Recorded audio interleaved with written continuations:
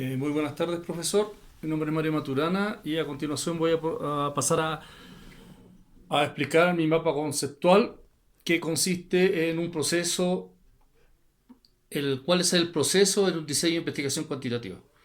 El proceso de un diseño de investigación cuantitativa comienza cuando nosotros eh, nos damos un problema o un objetivo.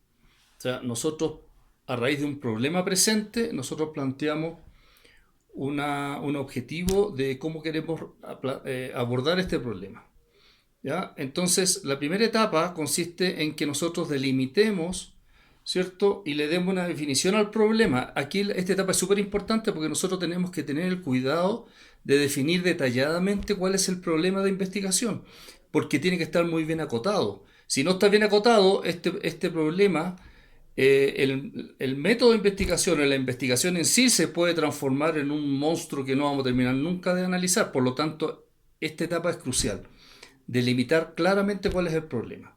Es decir, qué vamos a investigar, qué cosas conocemos del problema, cuáles son los aspectos que no hemos investigado, ¿cierto? Que no se han investigado y que nosotros queremos investigar, y algunos procedimientos y técnicas que queremos utilizar para solucionar el problema de investigación. Acá en esta etapa, ¿qué es lo que tenemos que tener en consideración? Que es súper importante: cuál va a ser nuestra variable dependiente, cuál va a ser nuestra variable independiente y cuál va a ser nuestra unidad de análisis. ¿Qué es lo que vamos a investigar? Es decir, cuál es el grupo objetivo que nosotros queremos investigar, con quiénes vamos a trabajar. ¿Ya? Una vez que tenemos claro esa etapa del proceso, ya tenemos delimitado todo esto, tenemos que, la siguiente etapa es revisar la literatura existente. Nosotros tenemos que buscar toda la literatura existente y hacer, una vez que revisamos la literatura y tenemos ya bien claramente definido qué es lo que hay al respecto, buscamos un planteamiento y una hipótesis. ¿Qué es lo que es la hipótesis? Bueno, lo que nosotros creemos que es, ¿ya? Una hipótesis podría ser, por ejemplo, acá en la mina yo podría plantear una hipótesis que, dado el problema es que los trabajadores no ocupan sus herramientas de gestión de riesgo para analizar los riesgos propiamente tal. Entonces mi hipótesis es revisar la literatura, revisar las estadísticas que tenemos al respecto. Yo puedo plantear que el 60% de las personas, por ejemplo, que trabajan en las áreas operacionales no utilizan la literatura. ¿Y cuál es la otra hipótesis? Bueno, la otra hipótesis podría ser que el 60% de las personas sí utilizan la literatura, ¿cierto? Entonces, esa sería la hipótesis nula, porque la hipótesis del investigador es que el 60% de los trabajadores de la compañía no utilizan las herramientas de gestión de riesgo. Esa sería la hipótesis, por ejemplo, que yo podría plantear, ¿ya?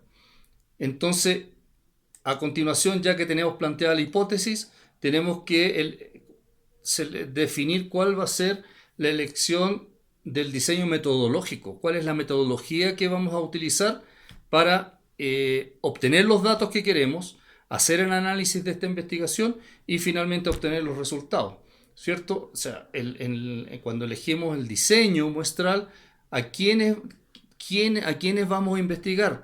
Yo aquí en la compañía hay 5.000 trabajadores.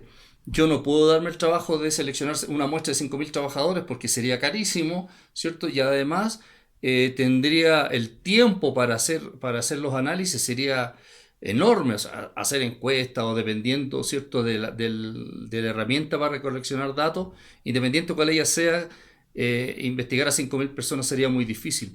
Entonces yo tengo que definir a quiénes, cuál va a ser mi muestra con la cual yo voy a trabajar, ¿cierto? Y definí esa muestra, bueno, ¿qué método voy a utilizar, ¿cierto? Para obtener los resultados de la muestra, ¿ya?